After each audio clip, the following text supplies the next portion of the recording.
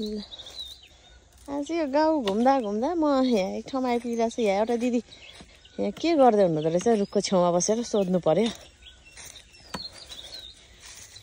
दिदी नमस्कार। नमस्ते। के गर्दै हुनुहुन्छ तपाईँ? यो डुम्रीको रुख हो। यो डुम्रीको चोप लायो भनेदेखि यो खुट्टा मर्केको, भाँचेको, सुन्नेको सबै बिसो हुन्छ भनेर यो चोप निकालेर लायो भनेदेखि यो एकदम राम्रो कर्कर खान बिसो हुने। अनि त्यही भएर यो निकाल्न लायो चोप यसको। यसको चोप चाहिँ कस्तो हुँदो रहेछ हेरौँ न त हामी पनि। यस्तो दुध आउँछ के चोप अलि तासे पनि चोप निक्लिन्छ। अनि त्यही भएर यो हामीलाई हातखुट्टा मर्केको भाँचेको ठाउँमा यो लगाउँदाखेरि एकदम राम्रो हुन्छ भनेर यो चोप निकाल्दै लाउँदै गर्दा हामी जडीबुटी यो लगाउँछौँ यता। ए आज चाहिँ तपाईँले कसको लागि चाहिँ यो गर्दै हुनुहुन्छ त? तपाईँलाई गाह्रो भए त आफ्नो लागि त होइन होला पक्कै पनि। यो गाह्रो भन्दा नि गाह्रो त अब भइहाल्छ, आफूलाई त होइन। यसो औषधिको अब जसलाई हुन्छ त्यसलाई पनि औषधि। अनि यो के चोप यतिकै झिकेर लाउने हो कि होइन? यो लिएर नि जान मिल्छ त? यो लिएर चाहिँ अब जम्छ, दुधै राम्रोसँग निस्किसकेको छैन नि। यो खै सानो बोट भएर हो कि के हो हेर्नु चोप त निस्किँदैछ। कतिको गहिरो बनाउनु पर्यो। यो गाउँघरमा चाहिँ जडीबुटी यो हामीले यस्तो लगाउँछौँ। हजुर हजुर। ए यो रुख त धेरै उपयोगी पो रहेछ त। एकदम राम्रो। यो बस्तु भाउले नि घाँसहरू खान्छ, बाख्रा झन् मिठो गरेर स्याउलाहरू खान्छ। यो सानो यो ठुलो रुख, उतापट्टि नि सानो सानो रुख छ। कुन यही हो त? ए सानो रुख छ।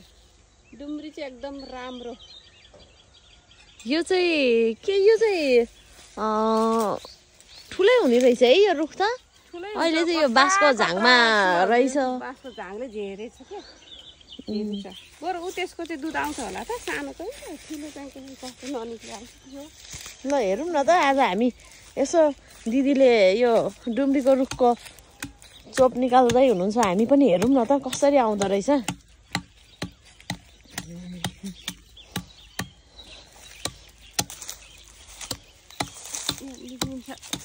चोप अलि बेर लाग्छ निक्लिन्छ। ऊ भर्खर ऊ यसमा चाहिँ निक्लिँदैन, अलिक कलिलोमा चाहिँ छिटो निस्किँदो रहेछ। यो खुट्टाहरू उज्यालोले अलि नदेखिँदै सेतो हुँदो रहेछ है रुख त। सेतो हुन्छ एकदम सेतो। दुध के दुध अब हाम्रो गाई भैँसीको दुध जस्तै सेतो आउँछ। ए सेतो यो होइन त? त्यही हो, यहाँबाट आउँछ। अनि चप लाए यस्तो यो मर्केको ठाउँमा लगाउने। यसरी कसरी लाउने खोइ एकचोटि देखाइदिनु त मलाई पनि। अब यस्तोतिर दुख्यो अरे मर्केको ठाउँमा नि लगाउने हो। हजुर हजुर।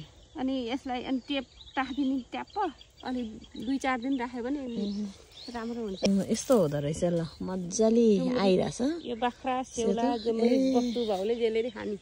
यो डुम्री फल्छ पनि। डुम्रीको दाना फल्छ ऊ माथि माथि।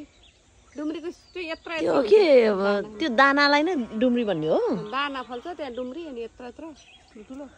हजुर। त्यो अनि त्यो चाहिँ खान मिल्ने कि नमिल्ने? त्यो खोइ पाकेको त कसैले खान्छन् पनि। भित्र कस्तो राम्रो मिठो मिठो हुन्छ पाकेपछि यो। हजुर हजुर। ल है मलाई चाहिँ थाहा थिएन यो डुम्रीको रुखको विषयमा। जस थाहा पाउँदा चाहिँ धेरै खुसी लाग्यो।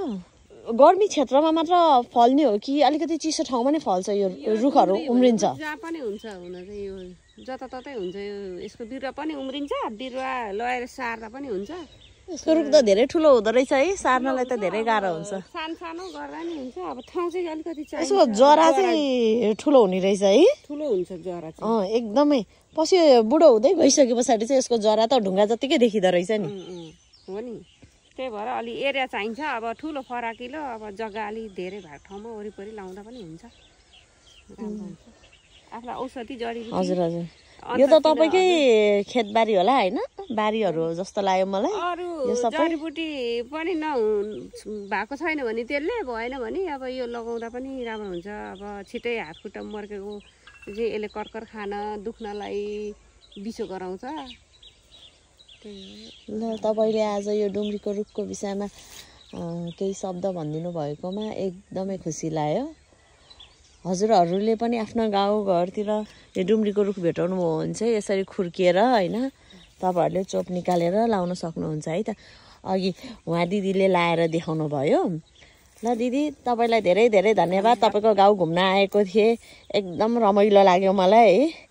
अब नेक्स्ट टाइम पनि फेरि पनि आउँछु, रमाइलो लागेको भएर त्यो बेला तपाईँलाई म पक्कै भेट्छु है त। हस् त, नमस्कार। नमस्ते।